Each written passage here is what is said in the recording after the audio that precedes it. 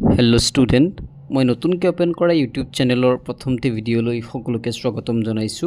আজিৰ ভিডিঅ'ত আমি আলোচনা কৰিম ক্লাস 9 ৰ হাফ ইয়াৰলি এক্সামিনেশন 2024 ৰ মৰিগাঁও ডিস্ট্ৰিক্টৰ ইংৰাজীৰ প্ৰশ্নকাকতখন আশা কৰিছো এই ভিডিঅ'টো চাই সকলোৱে উপকৃত হ'ব পাৰিবা আৰু যদি প্ৰথমবাৰৰ বাবে চেনেললৈ আহিছা তেন্তে চেনেলটো সাবস্ক্ৰাইব কৰি লোৱা আৰু কাষতে থকা বেল আইকনটো প্ৰেছ কৰি লোৱা।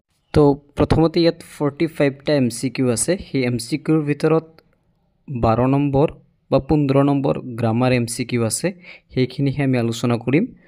স্ক্ৰিনত চোৱা মোৰ আকন্ত এডুকেটৰ্ছ নামৰ আৰু এটা ইউটিউব চেনেল আছে, সেইটো কিছু টেকনিক্যাল অসুবিধাৰ কাৰণে ভিডিঅ' তাত কিছুদিন ধৰি আপলোড কৰিব পৰা নাই, গতিকে তাতো মই কন্টিনিউ কৰিম আৰু এইটো চেনেল ৰেগুলাৰলি চলাই যাম। আশা কৰিম সকলোৱে উপকৃত হ'বা ভিডিঅ'বোৰৰ পৰা। গ্ৰামাৰ সেকশন আৰম্ভ হৈছে 27 পৰা। কুৱেশ্যন নম্বৰ 27 আছে the aeroplane is flying days the village. আমি কাৰেক্ট প্ৰিপজিশ্যন বহাব লাগে। মনত ৰাখিবা যেতিয়া এৰোপ্লেনৰ কথা কৈছে গতিকে ভিলেজৰ ওপৰেৰে গৈ আছে, গতিকে অভাৰ হ'ব। যদি ইয়াত একেবাৰে ওপৰত বুজালে হয় তেতিয়া এবভ হ'লে হয়, যদি ক্লাউড থাকিলেহেঁতেন বা স্কাই থাকিলেহেঁতেন এবভ হ'লে হয়, কিন্তু ইয়াত ভিলেজৰ কথা কৈছে, গাঁৱৰ ওপৰেৰে গৈ আছে, গতিকে অভাৰ হ'ব। দ্য টিচাৰ ইজ ৱাকিং does the classroom into the classroom হ'ব, কাৰণ টিচাৰজন ক্লাছত মুভ কৰি আছে, মানে লৰচৰ কৰি আছে। তাৰপিছত নেভাৰ কোৱাৰেল উইথ ইউৰ ফ্ৰেণ্ডছ, কোৱাৰেল লগত উইথ হ'ব। উই ৱন দ্য ট্ৰফি, এইটো কাৰেক্ট টেগ কুৱেশ্যন কৰিব লাগে। টেগ কুৱেশ্যন কৰিবলৈ হ'লে যিহেতু বাক্যটো চিম্পল পাষ্টত আছে সেইকাৰণে আমি ডিডৰ সহায় লৈ টেগ কুৱেশ্যন কৰিব লাগিব আৰু এনেদৰে কৰিব লাগিব। যিহেতু পজিটিভত আছে ডিডন্ট উই, নিগেটিভ কৰিব লাগিব। তাৰপিছত Henry was knocking at the door. Next let's go for a picnic, এইটো টেগ কুৱেশ্যন কৰিবলৈ হ'লে শ্বেল উই কৰিব লাগিব, শ্বেল উই, কাৰণ ইম্পাৰেটিভ সেন্টেন্সত আছে his father is a teacher. এই বাক্যটো ইন্টাৰগেটিভত নিব দিছে আৰু জানোই আমি ইন্টাৰগেটিভত নিবলৈ হ'লে অক্সিলিয়াৰী ভাৰ্ব আগত আনিব লাগে, গতিকে is his father is a doctor, এইটো বি নম্বৰটো কাৰেক্ট। তাৰপিছত he does home before it started raining, he had reached হ'ব, কাৰণ বিফৰ আছে, বিফৰ থাকিলে হেড প্লাছ ভাৰ্বৰ তৃতীয় ৰূপ কৰিব লাগে।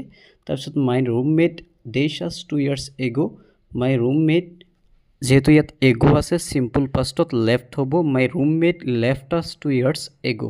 শ্বি does to you, she will speak, বাকীটো ফিউচাৰ ইনডিফিনিটত হ'ব লাগিব। Next question number 37, it is time we returned home, returned হ'ব, এইটো পাষ্ট ইনডিফিনিট টেন্সত ৰিটাৰ্ণড হ'ব। Next 38, and gave the book an interesting me, arrange the correctly words to make meaningful sentence, এইটো এনেদৰে হ'ব he gave me an interesting book, option A to correct, he gave me an interesting book. Next 39, Amal does this book for 6 months, present perfect continuous tense, Amal has been reading this book for 6 months, has been reading. আগবাঢ়িছোঁ আমি grammar section D লৈ। তাত আছে rearrange the jumbled word and make the meaningful sentence. ইয়াত কিছুমান জাম্বুল word আছে, তাত meaningful sentence বনাব লাগে। Bed roses life not a is, এনেকৈ হ'ব লাগিব, life is not a bed roses. Art of heaven Kashmir the is called, Kashmir is called heaven of the art. তাৰপিছত question number C, activity society our to participate in need we need to participate activity in our society. তাৰপিছত এটা report writing আছে। Next আছে amplify. যিহেতু মই grammar section আগতে আৰম্ভ কৰিছোঁ সেইকাৰণে ইয়াত থকা দেখিবলৈ পোৱা 6 নম্বৰৰ পৰা এমচিকিউ হয়তো তোমালোকে এতিয়াহে পাইছা ভিডিঅ'ৰ লাষ্টত। এনেকুৱা এমচিকিউ আহিছিল মৰিগাঁও ডিষ্ট্ৰিক্টত, লগতে 2 নম্বৰীয়া 3 নম্বৰীয়া কুৱেশ্যনবিলাকো তোমালোকে এবাৰ চাই লোৱা।